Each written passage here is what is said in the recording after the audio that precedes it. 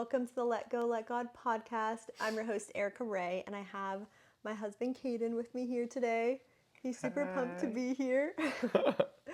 We are going to be doing something really fun today, but first I just wanted to share a quick little update. So last time I put out a series on the top leaders some of the top leaders in the Bible, and it was a really fun series. It definitely stretched me to learn more about the different leaders in the Bible, but we're going to kind of switch gears, and today we're going to do an episode on different hot takes, and I have a list of different things. It's going to be stuff around faith in church, relationships, friendships, dating, engagement, marriage, all the emotional spicy health. things. Yeah, all the spicy things and some more things. And so we're going to kind of kick off the series of doing some things like that. And then I haven't told Kaden this yet, but my idea for the next episode is to do some commonly asked questions. And we'll kind of go over those and talk about those and kind of keep it in that theme. But I was thinking you could do that episode with me and then maybe the next 3. She had to film her asking me this to make sure. Like, are you going to say no in front of everyone? He doesn't think that people like to listen to him talk, but I told him It's weird to hear your voice or your own voice. I mean, Yeah. I don't really film myself too much, so it's just weird when I listen to myself talk. You don't have to. I don't you don't recognize yourself almost, but Yeah. You don't have you to also listen got to the upper hand episode. because you got to read all these. I haven't got to Okay. read any of them, so I feel like you might have had some thought I did with them. create the hot takes that are in this bowl. If you're watching, we're going to pick from this bowl, but I didn't review them. I just wrote down things that I thought we could talk about. Fair enough. So I didn't actually have time to reflect on them. You have really no idea what's going to be on them, but I think that's what's going to make it more fun. You said you like to not be prepared for I the don't want to podcast. well, I know some of them. For hot takes, I think I like that to be more just initial reaction. But certain other ones I would rather be able to think of a response, but we'll see what happens. We'll see what happens. Maybe for the commonly asked questions, we can review them before, because I do want to keep it still. Well, we're live now, baby. Yeah. And my goal in this is to kind of switch gears, but I do want to keep it still very biblically based and Christ-centered. So as we're going through these and we're kind of looking at them, we're going to look at them in a godly perspective. We're not completely Not a degenerate perspective. Yeah, we're not completely shifting gears and just going off to something random. So we're going to do that. And I haven't really given any updates since I last recorded in December, but we were getting ready for our wedding. So we're now married 2 weddings, again. baby. Yeah. Get married twice. Yeah. To the same person. Mm-hmm. It was really fun. I feel like all of 2025 was us just getting married. Yeah. Because for those of you who don't know, we eloped June 2025, and then we had our actual wedding ceremony December 2025. And so it's now February. It's actually Valentine's Day when we're recording this. And things have been good. I feel like we came off the wedding high, and we've just been getting back into our routines. And Caden's looking for a job because he's almost done with school. And I'm just doing my thing. So there's not really a ton of updates, I guess. Not really. Not yet. I like to keep the people interested. It's good. Yeah. So anyways, let's get started. Do you want to pick the first one? I do. Okay. Let me ruffle these guys up a little bit. I said ruffle. Rustle. R-U-S-T-L-E. Or ruffle. Ruffle some feathers. I don't know. I don't know. Social media disciples more people than the church. I read that slow, not because I thought that it makes sense. Social media disciples people more than the church. Social media disciples more people than the church. Yeah. Dang, that's kind of sad to think about. But it probably, I think it does. Yeah, why? I mean, you spend more time, you go to church, I guess on average, Sunday, unless you're very involved in church and going multiple times a day, or if you're in like a youth group or something, you're going to go maybe twice a week. But for the most part, you're going to church once a week. And so they're, versus social media, I mean, you're looking at every single day, multiple times a day. So if you have influencers on there or whoever, or some Susan sharing a Bible verse, I don't know, like you're going to get more exposure to social media than church because you're seeing it every day, all the time. Which maybe that's not a bad thing depending on what you're looking at. It's just different, but I don't know. It's kind of a tough. That's interesting. That's a good one. Yeah, I know. I don't know. You start talking. You share. Maybe something else will come to my mind. But I bet it. Well, when I didn't just when I created these little cards, I didn't just think of them. I was doing some research and then I saw this one and I was like, ooh, that made me stop and think. Hold up. Yeah. Yeah, I think I agree with what you're saying. It's really a beautiful thing that we're able to reach so many people through social media across the world. But I think also it could keep people from going to church and going and doing things with community. So I think that if you use it in a positive way, it's great because I know a lot of people have found things on social media and it's changed their lives in such True. a good way. But I think that you have to be careful. And I guess with the statement, social media disciples more people than the church, like, do we think that's actually a fact? It's, I mean, I don't know the logistics, but I would say in today's day and age, yes, it does. Oh yeah. And I think it's just because we have way more exposure to social media than the church. But And I can overthink this question. I think the church is using social media to then influence. So it's like it yeah, is coming from the church technically, but I think yeah, that you can't be physically going there and keeping it. I hate to even think that going to church like keep it old school, but and I think it if it's not your church social media, and it's some rant like someone you follow or whatever, like hopefully that they're giving like sound doctrine or yeah. they're and like hopefully you who is like following that or you're getting it through social media that I guess I'll just refer to the consumer. I would hope that they have enough knowledge too to where they're not getting brainwashed.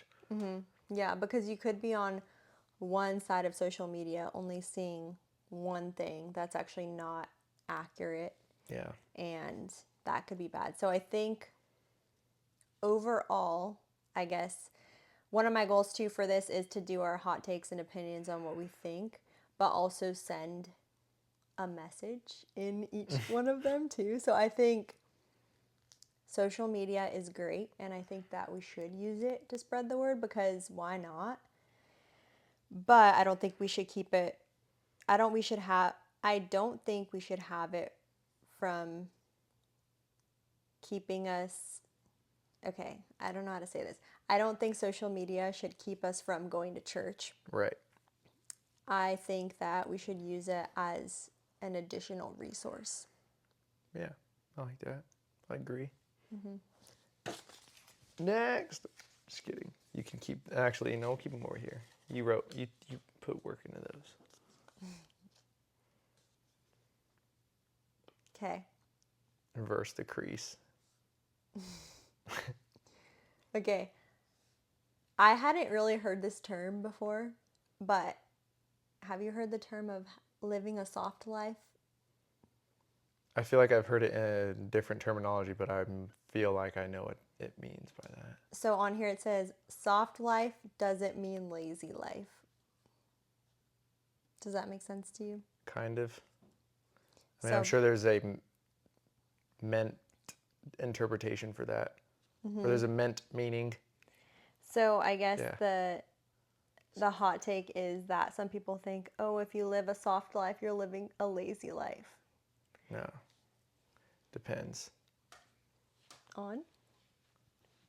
I always like to reread the phrase because You're like, I wasn't listening. I'm a Daddy. slow learner. Yeah, well, like what, I mean, could that, I feel like there's multiple examples. If you're a soft life, is that meaning like you're not, like you're not doing, I don't know, like it just, like, does that mean you're not doing anything and you're just being lazy? I guess I need like, what's a soft life? There's a hard life. Like if you're, are you more of chill of a person and you're just not like in the streets evangelizing to people or something? I don't know if that's like, if you're not doing that, that's deemed as a soft life. The way I think about it is, and honestly, I could be wrong because I hadn't really heard of that term before, but I saw it was a major hot take, so I was like, well, just put it on there.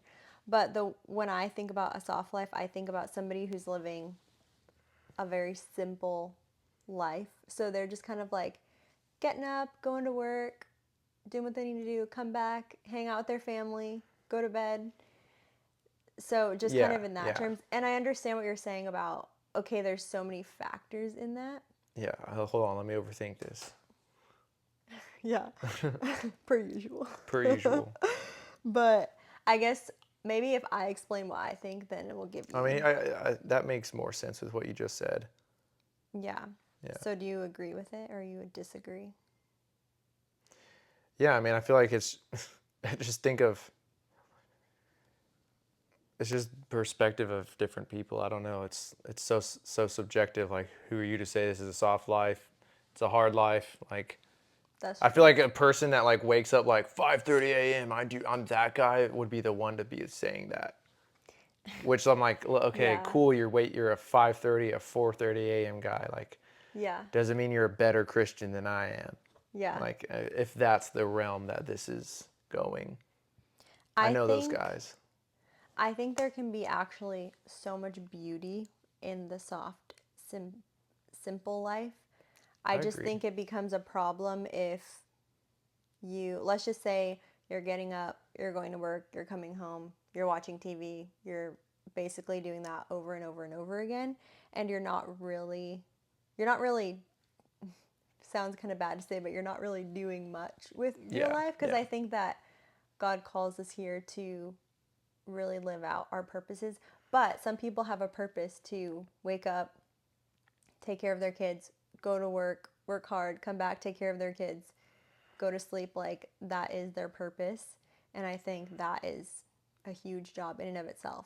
I just think that some people nowadays are like, if you're not working 12 hours a day, you're not doing anything. Or, Have you ever heard of John Mark Comer's book, The Ruthless Elimination of Hurry?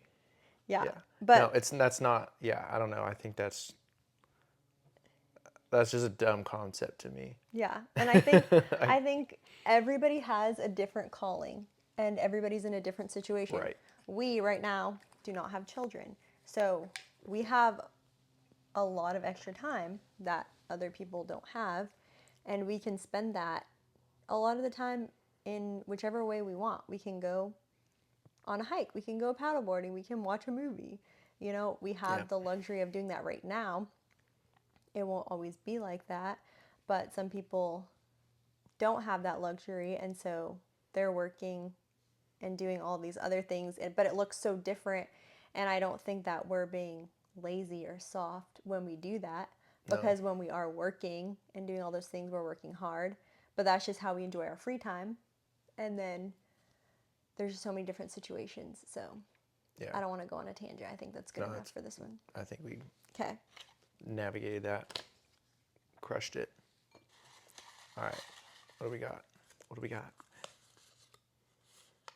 Love languages can be misused to avoid growth. Love languages can be missed to avoid growth. I need a Do you need an rephrasing of explanation? that. Yeah. So the way I look at this one is, let's just say your love language. Let's just say your love language I think she's going to say what my love language is. is words of affirmation. And I'm over here just giving you loads and loads and loads of words of affirmation, Oh, but okay, I'm yeah. trying to That makes hide the that. fact of something else that maybe I'm not doing right or whatever, but I'm like, it's fine. Like I'll just tell him all these good things later and it'll kind of It like kind of seems like you're being manipulative of yeah. that. I was thinking, I thought that, but then I was also thinking almost on the other end of it, if you were using them, like, or like a lack of using them. And then that's why I Yeah. was confusing myself. But that'd be kind of messed up. I mean, I haven't even thought about that situation. I don't think that that's something that I mean, I guess that's not something I would do. Definitely not intentionally either, but Yeah. like to really, yeah, that I feel like that's, you'd have to be, that's manipulative in my opinion. But if it's very manipulative, but if it's the person's top love language and they're receiving so much of it, they could be just so filled up. And then when Yeah. you look at other things going on in their life, they're like, wait, all these other things aren't going well. So I think overall, yes, you can use love languages. I think a better way than misuse, sorry, than a, yeah, I think another way of saying they can be misused is almost like using them as a distraction. Or Yeah. I don't know. I guess it is a good way. Can love languages be overused? Do you think that's kind of one of the concept here? Yeah, I guess that could be. Like That's you're kind of the way I looked babying at it. them too much. You're leaning way too hard into it, where it's like, now they're soft. Now they're living a soft life. Tying it in. Anybody? I think they could be overused. And my hot take in this hot take is I think that in a healthy relationship, you should be practicing all the love languages, not just the top ones that your partner says that they are, because I think they're all things that we should be practicing and doing. Like, for example, my last love language is gifts, but that doesn't mean I Last, like never, at the end of your list? yeah. You don't think I so? What do you think my last one disagree. is? How many gifts have we got people this Okay, okay, recently? okay. No, no, She no. loves giving gifts. I love giving gifts, but to receive Oh, gifts I is, did not hear that right. well, I thought you I said could giving see it gifts could or be, gift giving, well, gift I said, receiving. I just said gifts. Oh, Yeah, I don't really know you the love psychology in receiving that them. because, You're well, like, I I like to just, give gifts, but I love to receive gifts. Can I get an amen? I like to give gifts more than receiving. Okay, we had this conversation earlier. This is besides the point, but it is kind of tying into this. I think that when somebody gets me a gift, it's more the thought that they got me a gift. Like, oh, they thought about me. That was so thoughtful of them. And then you want to go and then Versus, produce the same thing in someone else. yeah, I love, well, okay, there's a reason. I told you this in the I car mean, the that's other not day. bad. That's Yeah, a sweet thing. yeah, I feel like it's grown a lot. I think after we got so loved on and celebrated at our wedding, I was like, oh, Time to go give it back. yeah, it felt so good. And then also just being in a better financial situation now, it's like, oh, we actually can give a little gift. Like, it doesn't have to be anything crazy. I think a little thing goes a long way. And, anyways, back to what I was saying. Yeah, not to I'm a good at derailing conversation. It's okay. That's kind of the point. It's like the conversation cards. You know, it gets you talking about one thing. It starts because we're just so boring. We can't Yeah. figure out how to talk to each other. Yeah, basically. Kidding. Wait, what? Kidding. Yeah, I was like, I think that went right over your head. I was like, what? No, Uh, Anyways, I think all 5 love languages should be practiced in your relationship. If you don't know what they are, look them up online. Read the 5 love languages book. It's one of the best books. But I think you should be practicing them all, but I do think you should be attentive to their top ones because we had do you want to tell the story of, no, you I'm should. just kidding. I don't know what you're going to say. You should tell the quick story of whenever we did premarital counseling and the Deposits and withdrawals. no, the watch. Was it the watch or the jewelry? Oh, like the idea how you act out of your own Yeah, love yeah, yeah. language. Oh yeah. Um, we learned, or were told, still learning that in marriage counseling that um, we all have our own love languages, and our counselor specifically, he loves receiving gifts, and his wife, her love language was not that. It was something different, like Quality time or quality something. I don't time, physical remember, touch, but something like that. And his whole consensus was like you unintentionally act out of how you love to be loved. You act on your own love language and kind of give that to your partner, even if that's not their love language. It's incidental, but he loves gift giving, and so he thought for her birthday he would get her this awesome watch, and then he did. He thought it was going to be amazing. He thought, oh, she's going to love this watch. It's so great. And then like come her birthday, he gave it to her, and she was like, yeah, cool, thanks. And thanks. he was just so thrown off and just didn't Yeah. know what to do. And But it's yeah, because that was not her love. That's not her top love language of receiving gifts. So I'm sure she loved the watch and yeah, yeah. appreciated it, but But that's not how she loves to be loved. And then, he was disappointed. yeah, he was really disappointed and confused. And then you realize, like, I've been learning that myself too, that I want to say inadvertently, I think that's the right word. You inadvertently act out of your own love language. If I'm trying to love Erica, I like doing, not task. What's the other one? It's not gift giving, but like me doing like Oh, tasks. acts of service? Yes, acts Wait, of is acts of service. service your number one or words? I don't know actually anymore. I don't know myself. I don't know who I am anymore. I kind of feel like, Because I feel like I find myself doing acts of service way more than affirmation words if I keep saying I love words of affirmation. I yeah. don't know. I'm an enigma now. Well, I realized I like quality time number one. That's Yeah, my number one. that checks. It's really neck and neck with physical touch For you? for you. Oh, yeah. Yeah. I think it's quality time, physical touch, but I'm only physical touch with you. Like, I don't really Like like that. physical touch from other people. And then words, and then acts, and then gifts. I think Fair enough. I don't know, I feel like you like when I do things for you. I think that's actually number one. It might be. But I think you like words of affirmation from other people better than acts of service. Yeah, I'd agree with that. Yeah. Anyways, okay. You guys are just going to learn more and more about us. How fun. It's just a therapy spilling session. They're like, we don't care about you guys. Oh, Get to the Kaden, this isn't questions." counseling. We're just making a podcast. I'm like, oh. Wait, Okay, you're going to like this. I didn't. I was supposed to draw, Oh, you should. wasn't I? No, you just did the love language ones. Oh yeah, and I didn't understand what I read.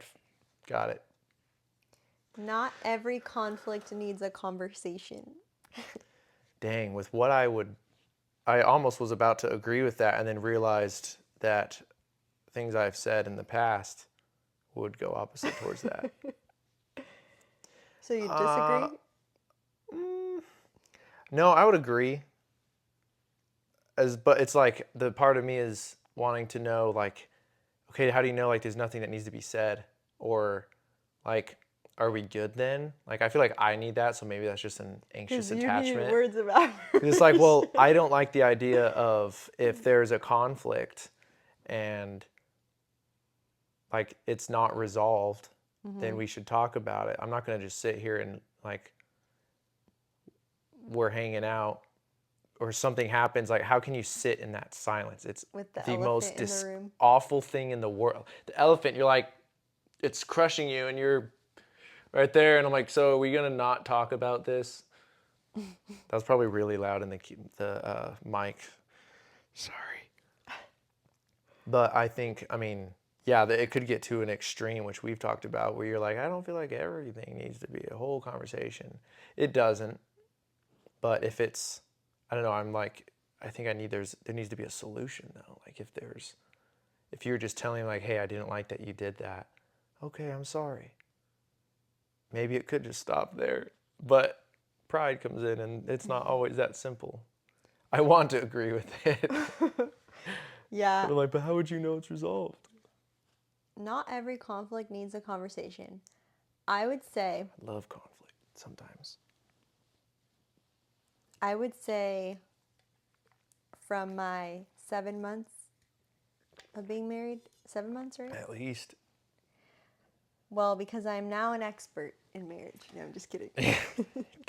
Yeah. My 7 months of being married, I definitely have found that more conflicts that we've had to have conversations about than like a conflict with friends or family. So I think it is different with your romantic relationship versus other people, but True, I was only thinking about us. I think there's the whole X amount of hours rule where maybe something comes up and you get in a fight with your sibling and it's really bothering you, but then you go to sleep and you wake up and it's not a problem at all. But I think you have to be honest with yourself and really be like, yeah, I actually let that go. And I think it depends how big the conflict too, Yeah. as well. Yeah. But I think if something happens in that moment, you may want to be like, like I need to have a conversation, and then the next morning you're like, I'm fine. Yeah, that's the 10 o'clock rule. Yeah. That was what counseling talked about the other week. Yeah. So I think all these things are so tough because I think they all vary situation by situation. But I think if something is consistently bothering you, Friggin' talk about it. even with your spouse, if something's bothering you for more than 24 hours, you definitely should talk about it. You definitely should. You definitely should, yeah. But I think that there are some things that we think are bigger deals than they actually are. And I think that we don't need to talk about them. And I think we can be very high in our emotions too. I think I'm like, yeah. Hey. No, it's true. It's true. It's just fun to poke fun at you. Go read the next one. We're going on. Let's see if I understand this one. Kind of a segue. Not every hardship is a spiritual attack. Yeah, I mean, this could be like just for those super dramatic people out there sometimes. Where you're like, I mean, I'm trying to think of an example. I don't know why I'm drawn to like spilling something on yourself. Like if you were you missed the fork and you dropped it and you're like, oh, I'm under attack by Satan. It's a little intense. I don't think that's just the first thing that came to my mind. I think that is not a spiritual attack. You're clumsy just clumsy and you're a slob and you need to, yeah. But yeah, I don't know. I feel like it's nice when you make that connection of, maybe not nice, but it's good to be aware, I guess. If you can make that connection and see like, oh, I like recognize something as a spiritual attack. But it can get overdone if you think like every single thing in your life is like that, because sometimes it's like, that was just a simple little mishap. Yeah. Don't blow it up into this cosmic craziness. Yeah, I think that sometimes we can over spiritualize things when it's like, no, this is just because we're humans with flaws and we made mistakes. So I would agree. Not every hardship is, what is it? A spiritual battle? Is a spiritual attack. A spiritual attack, yeah. I think we need to be aware of spiritual attacks because they are real and they happen. And I think sometimes something in our lives can be happening and we don't know it's a spiritual attack. And then when we do realize it, we're like, oh, I need to pray and rebuke this. Yeah. Which that could be another attack of the enemy, is making you think it's not a spiritual attack. So, fair. Yeah, but I don't think every hardship is a spiritual attack. And I think that if you are going through a hardship, I think first thing would be to pray over it, pray into it. And I think you definitely could rebuke it, but it doesn't mean that it's from the enemy, but you can just rebuke it out of your life and pray over it. But yeah. Yeah. Okay. Moving on.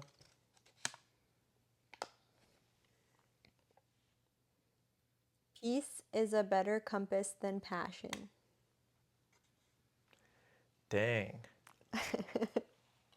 Just in case you need to Yeah, I read kind of it. like to put them up because I got to read it 50 million times to keep myself grounded in that. You go first. Peace is a better Is it like compass than question mark passion. or No, the hot take no? is some people think peace is a better compass than passion. I'll start. I'll Okay. go. Something's coming. Something's coming. It's brewing. I almost interpret the passion aspect as like emotion.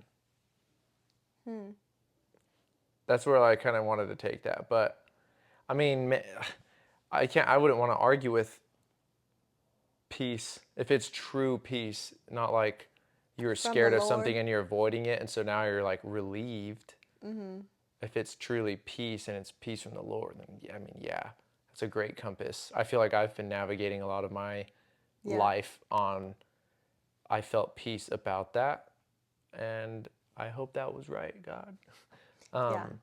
But I guess I've not really thought about like I'm passion is my compass. Well, yeah, no, yeah, I guess you do both, but I find myself at least, yeah, I think peace would be better than the passion. Like kind of sets the trajectory. It's kind of like, really, this is a great space for an analogy, and I'm not gonna. It's I just feel like it's gonna fall apart on the spot if I try to make it. But passion is like the kind of like a guide compass. Dang it. Yeah. Yeah. But I do think that passions can also be fleeting because I think one season of your life you can have a passion to do something and then you get redirected because you have peace elsewhere. I see what you did there. I think that passion is a very good guide. I actually do because I think when you do something with passion, you're going to go far because it's like a desire in your heart that you really Yeah. want to do. But I think peace would ultimately trump that because sometimes we have peace about things that we actually don't want to do, but we know it's from the Lord. Like sometimes He puts Oh, us in situations of, oh gosh, I do not want to do that. But yeah. I still have this weird peace about doing it. Have you ever had a situation like that where you're like, that you can think of, where you're like, man, I do not want to do this, but I have so much peace that I need to do this?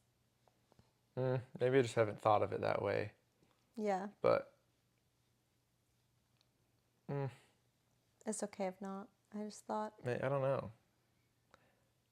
I've had peace about like moving out here, but I yeah, I was was like, also like, oh gosh, do you feel medical like that school was more though. peace or passion? Peace.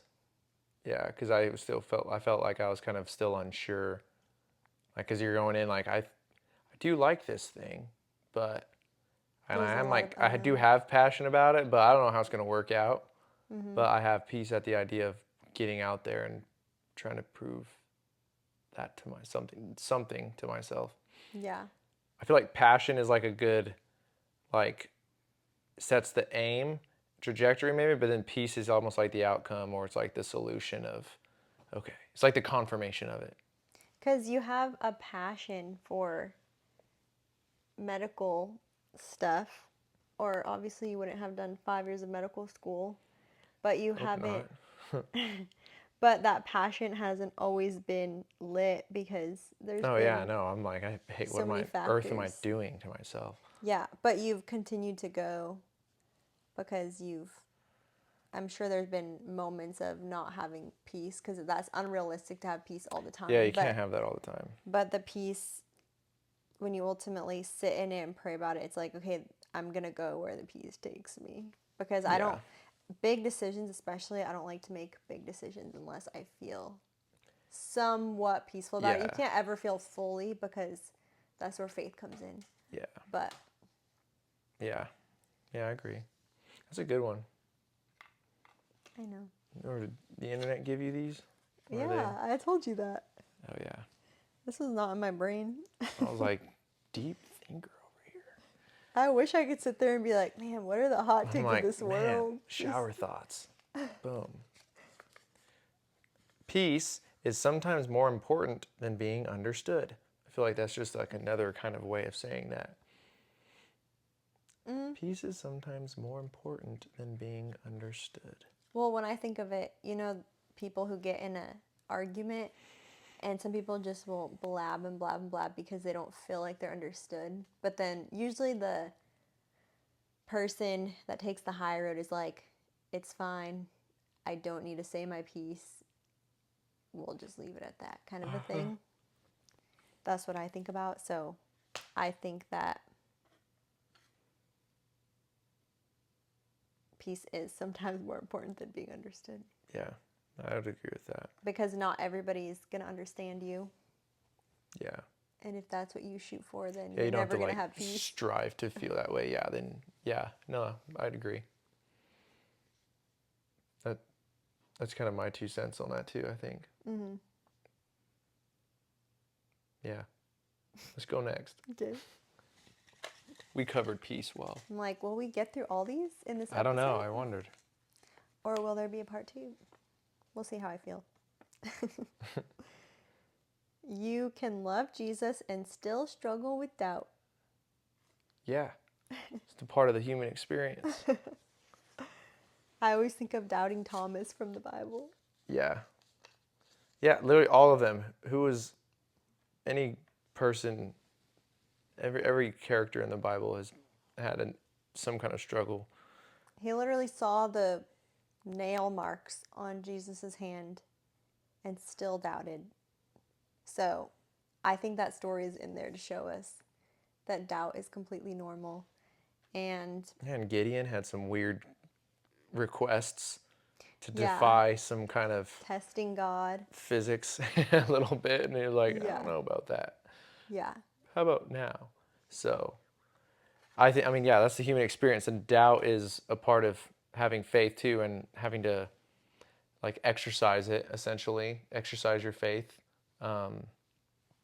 You can't just expect to, love Jesus and you're good now.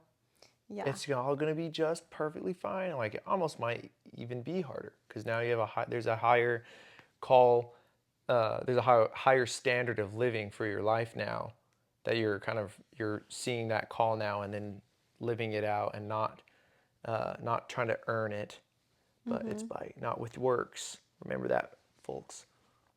But it's through faith, and it'd be nice if we didn't have to have that, but I think that's makes you why better. Also there's a lot of verses in the Bible that talk about doubt too, because the Lord knows we're going to doubt and worry. Yeah. He knows we're going to be doubtful and worry. So that's why there's so many verses in the Bible that are saying, do not worry, do not doubt. Why else would he say that So many times. if we weren't going to be doing that? So it's Yeah. almost like, when you think about it, it's so sweet. You're like, wow. Mm-hmm. He put It is that in nice, there yeah. for us. It's like, I know you're going to kind of be pretty bad at the certain couple of things because I created you, but I'll remind you as much as I can, and you're Yeah. still going to forget. But yeah, no, I agree. Unfortunate, but here we are. I got to draw now, huh? I'm not going for the bottom, I'm taking the tops. Ooh. Christian content doesn't have to be clean to be God honoring.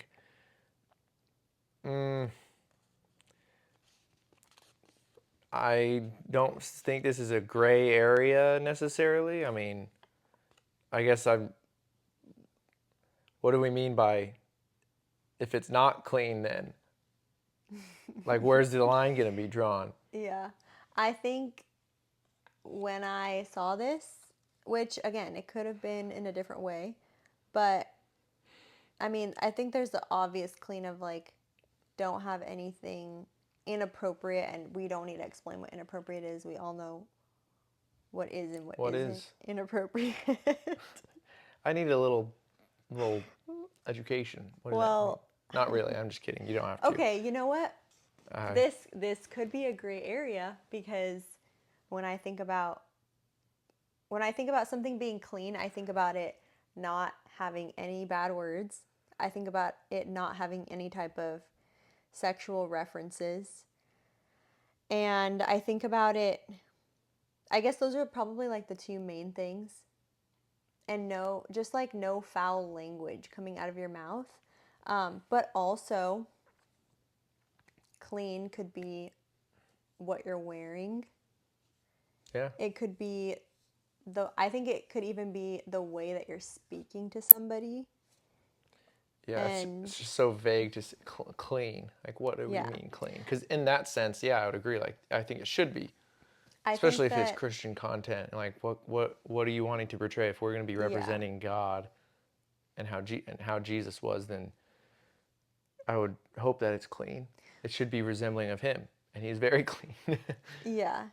And I think there can be so many things that are Christian content and clean that are not directly talking about God. So, for example, I think that if somebody loves fashion and they have a fashion page, I think that their entire page could be clean.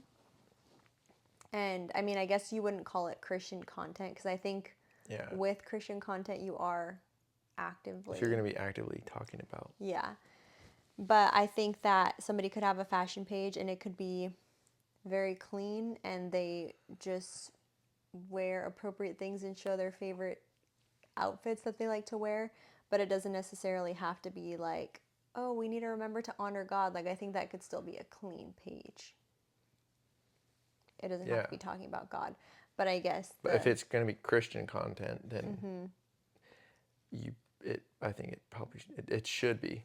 Yeah. Because you're going to be, I mean, yeah. you absolutely should be. I think the big controversy with this too is, especially lately, there's been a lot of exposure with different Christian pastors and influencers and stuff like that of them making videos or podcasts and maybe they're not saying the cleanest things or doing the cleanest things. So then in that case, it's like these people where that is their platform, like, is that allowed? Which I don't think it is, but Yeah, that's kind of a sketchy yeah. realm, and the fact that I feel I like my fallback rule. If you have to even start to go back and think twice about it, then maybe that's your answer there. Yeah. Whether like, is this clean or not? I'm like, well, if you're even questioning that in the first place, you could err on the side of caution. That's good. And yeah, thinking about before you post anything, what is your motive behind it? Also, if I see somebody that I really like and then they post something more off, like honestly, even if I see a Christian influencer or somebody even who talks about God a lot and then they post a video with music that has like inappropriate lyrics, it kind of throws me off. And Yeah. I'm like, why are they posting that? Because they're basically promoting that. And I think it kind of loses their credibility to me. And it doesn't mean like I'm not going to follow them anymore. It's just, it does make me question, why are they doing that? Yeah. Because it seems hypocritical. Yeah. I agree. Yeah, that's especially if you have like newer Christian too, or like if you the higher level of influence you have, and especially if it was Christian influencing too, like I think you would be really people could be really devastated if they were starting to question like content from that person too, if it's always been one way and it's like, wait a second, what? That could, because then you're causing others to stumble. Then they're confused, or fall, for sure. Yeah. Okay. Do you want to keep going? We go for part 2? There's not that many left though. I feel like we've had expansive conversations on each one, so it could go for a lot longer. That's true. We are at 45 minutes. One more? Let's end on this one. Also, we're going to get pizza after this, and I'm starting to get hungry. I'm thinking about pizza, if I'm being honest. Yeah. Okay. Being behind in life is a myth. Yes. All So right, we'll see you next time. you don't you don't think you can be behind? I mean, I think I think about like this whole American dream concept and what we were shown like from our parents was like the narrative has been, go to school, get a degree, get a job, get married, have children, have the white picket fence house, and then like some kind of version of that as the framework has been set as this societal standard, and everyone has just like followed that. And I think now, I mean, that's kind of completely getting switched up after the multiple years, the prior years. Because that was the framework, people like view that like now people aren't just going and buying houses now unless you have like $500,000 to get like 1,000 square foot home, maybe. Yeah. Oh, we live in Scottsdale, but it's not as easy to get a house as it once was, or so people that don't have a house or whatever, like they're using that framework of this American dream as the standard. And so if they don't have that, now they're like, oh, well, my parents were like 23 and were able to buy a home and were working. I'm 30 and I'm nowhere near buying a house. And then you feel like you're behind. And that's just like, that's because you're using this standard to compare to. And I feel like everyone's on their own way. And like some people don't have any desire to like own a house. And then people will now judge them for that in some kind of way, which is ridiculous. Like just because you don't own a home, like it's stupid. They're just dumb comparisons, and everyone's life is kind of what you make it, I think. And being behind in life, that's just I feel like you just can put yourself in a box that way, and you're just using a bad standard to compare to and like rate your progress, if you will, as compared to that. I think it's dumb to do that. It's a waste of time. Yeah, and if you always are feeling like you're behind, then you're never going to feel content with where you're actually at. Yeah. And you can go back and think about a bunch of people in the Bible. There were people who did things at a very young age, and then there were people who did amazing things at a very old age. And the people that were older, there was a reason for that. They had to go through a lot of pruning and all of those kinds of things. And I think a lot of us, probably all of us, are guilty of feeling behind at some point, because how can we not when we can literally see the world on our phone and what everybody's doing? I was gonna say, it's comparison by nature. That sentence. Yeah. Being behind in life, like compared to what?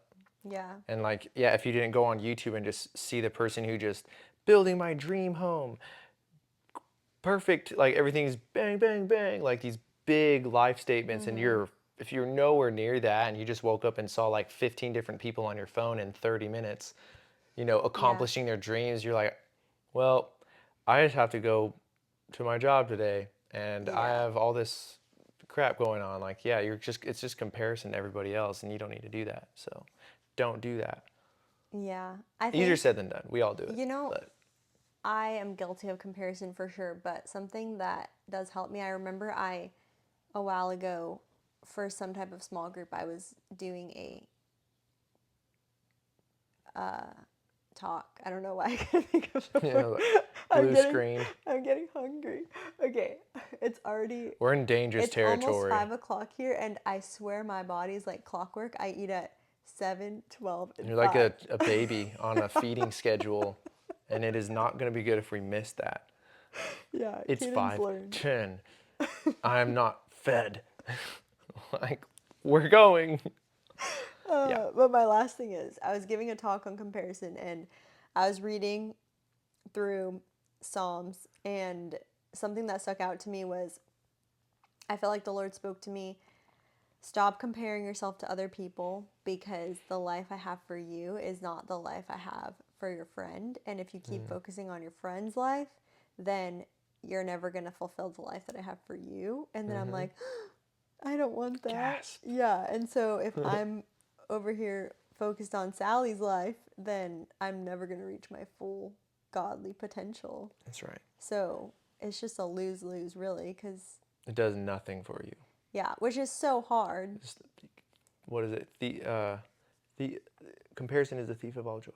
Yeah. Absolutely. Which is not a Bible verse. Did you know that? It is not. It's not a Bible verse. A lot of people think it is. And I remember one time I tried to look it up and it's not. But it's a great saying. I would agree with it. I think that comparison is the thief.